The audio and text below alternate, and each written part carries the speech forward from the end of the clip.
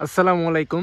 পরন্ত বিকেলে চলে আসলাম আমি আমার সেই 17% শশার জমিতে। তো আপনাদেরকে এখন এই শশার জমি সম্পর্কে কিছু তথ্য দিব। এই শশার জমিটা আমি এই যে পাখি উদ্যোগ থেকে বাঁচার জন্য এই নেটগুলা লাগিয়েছিলাম।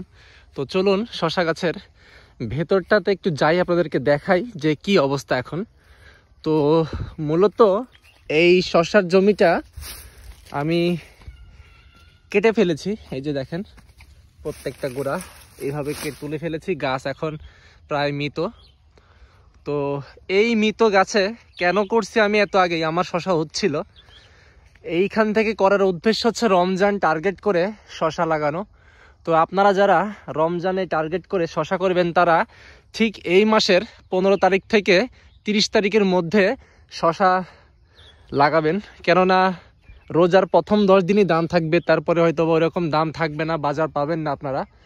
তো রোজার প্রথম দিকেই ভালো একটা দাম থাকে, আর আপনি 60 দিন বা 70 দিনে আপনার গাছ থেকে ভালো একটা ফল হারভেস্ট করতে পারবেন। তো দেখেন এই যে আমার গাছের কিন্তু এই একটা অবস্থা। তো আমি গাছগুলা ছিঁড়ে ফেলেছি এবং এই যে দেখেন কিছু স্প্রে করেছিলাম যাতে এই আগাছাগুলা একবারে নষ্ট হয়ে যায়। তো এগুলা অনেকটা নষ্ট হয়ে গিয়েছে প্রায়। তো সব মিলিয়ে আমি এখন এই শশা গাছগুলা তুলে ফেলেছি রমজানকে টার্গেট করে।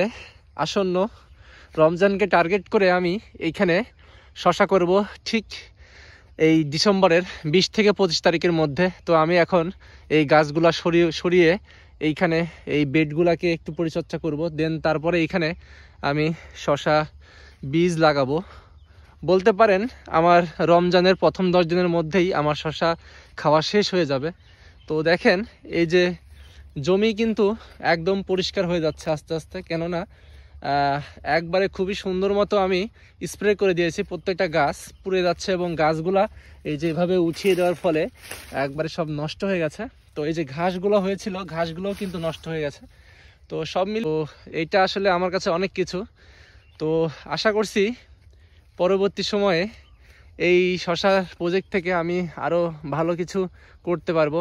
তো আল্লাহ পাক যদি আমাকে রহমত দান করে তাহলেই পারবো।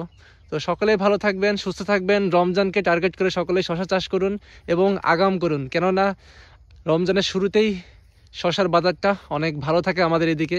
এখন আপনাদের ওইদিকে কেমন থাকবে জানা নেই। তো সকলেই ভালো থাকবেন, সুস্থ থাকবেন। আসসালামু আলাইকুম।